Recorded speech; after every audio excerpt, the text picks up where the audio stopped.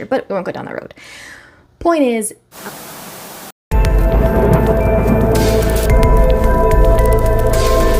hey guys, welcome back. Hope you've been able to check out my most recent videos. If not, head over to the channel and get caught up. Shout out to any new subscribers, and if you're a return viewer, I appreciate your support.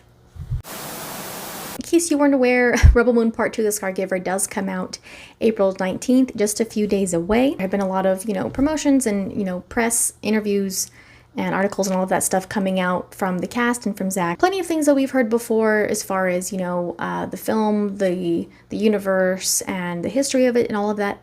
I just want to point out a couple of things that have been mentioned in some interviews recently that are more centered on the future of Rebel Moon. If you're interested, you can read both of these articles in full. I'm not going to go through the whole thing. So there's just a couple of things I want to point out. One is from Forbes. So this question is asking, Zack, what are your thoughts on a Rebel Moon future? Is there a part 3 already happening?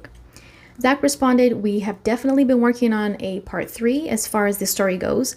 We definitely know where we're all headed. We've known that for quite a while, to be honest. So yeah, I'm excited to make more Rebel Moon movies. That would be fun. I don't think that would come as much of a surprise given how vast the universe is set up to be, especially if you've read the novelization of part 1 like me. You definitely get a world building foundation. And so I think that's really going to come through a lot more in the director's cuts. Of course, they've already done like the prequel comic, the graphic novels for the Blood Axes. They've announced animated series and spin-off things and, podcasts and all that stuff. So they're definitely, I think, trying to really expand on the universe. I don't see why they would not push for a third movie or, try to do some other kind of series or something to continue.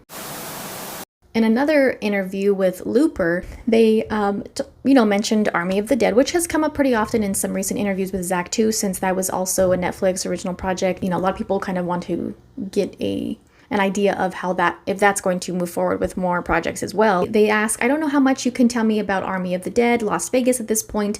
I loved both Army of the Dead and Army of Thieves, and I can't tell you how badly I want to see this series. I think we all expected to hear a lot more about that a lot sooner as well.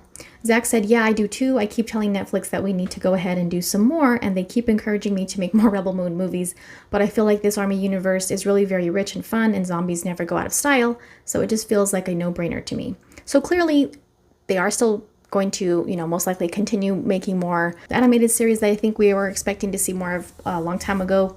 Kind of seemed like it got halted for a little while. They were still working on it. I do appreciate, though, that Zack mentions that they are encouraging him to do more Rebel Moon stuff. So I think that's definitely a positive thing, especially if you saw my last video about some changes that are going to be coming from Netflix with Dan Lin now being the film chief. Like I said in that video, I hope that they continue to have a good relationship with filmmakers. I don't see it ruining relationship with filmmakers or anything like that, but I can see how budget cuts, wanting to reach larger audience, I do see how there could possibly be challenges for filmmakers, because if they want to keep things at top quality, then that could, can make it harder to stretch out the budget. But Zack is definitely known for stretching a budget and making the most top quality films with a modest budget. But that can still be challenging, especially things that are super visual effects heavy and things of that nature. But we won't go down that road. Point is, it's good to see that Netflix is encouraging him to continue the Rebel Moon universe and continue to grow and expand. Hopefully they will also be able to get back to his other universe that he started there with,